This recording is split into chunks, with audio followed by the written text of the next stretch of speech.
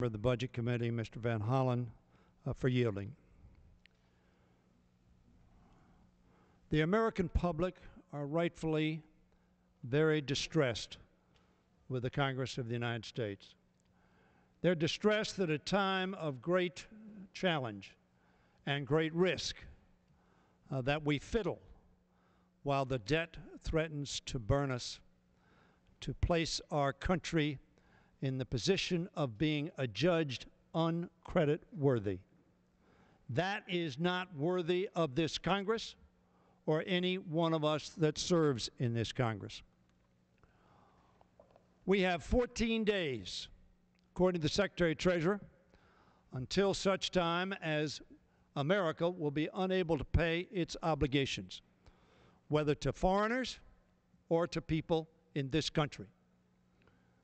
That is not a situation that will be looked at positively by the financial sector or by any one of our constituents whose ability to save, to have a 401k that is stable, to purchase an automobile or a refrigerator or send their kid to college will be put at risk because of increased interest rates.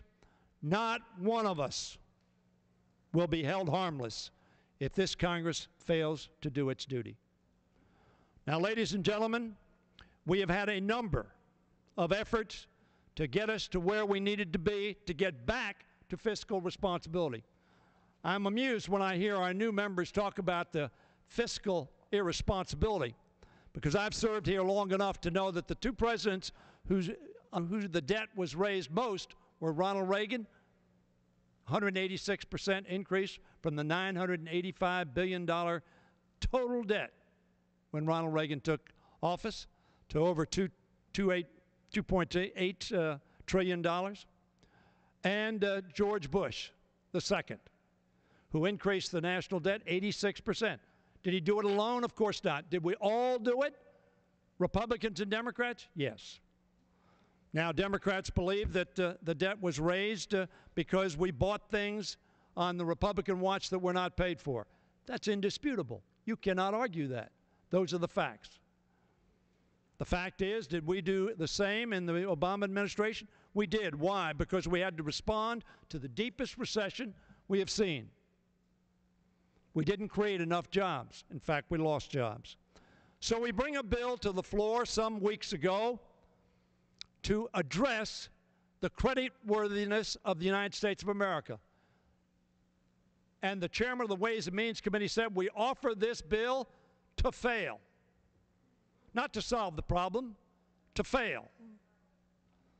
Now we bring a bill to the floor of the House of Representatives this day, 14 days before the debt limit is reached and America might default for the first time in history. This bill was written sometime late Friday or perhaps Saturday. How many of you said, have you read the bill? How many hours have you taken to consider this bill? I've read the bill too, Paul. I guarantee there's not an American who's not on the Budget Committee that reads this bill knows what impact it has, and the chairman of the Budget Committee is shaking his head and agreeing with me. The fact of the matter, you haven't had 1 second of hearing on this. There was no markup on this bill, and it has significant consequences. Now, let me tell you, my friends on the other side of the aisle, I'm one of those who stands in this well who voted for the balanced budget amendment in 1995. Can I have one additional amendment? Additional minute to the gentleman. And I voted because I believed we needed to get to fiscal responsibility. And in fact, we did. And we balanced the budget 4 years in a row, and George Bush inherited a $5.6 trillion projected surplus, not debt, not deficit, and 22 million jobs having been created before he took office.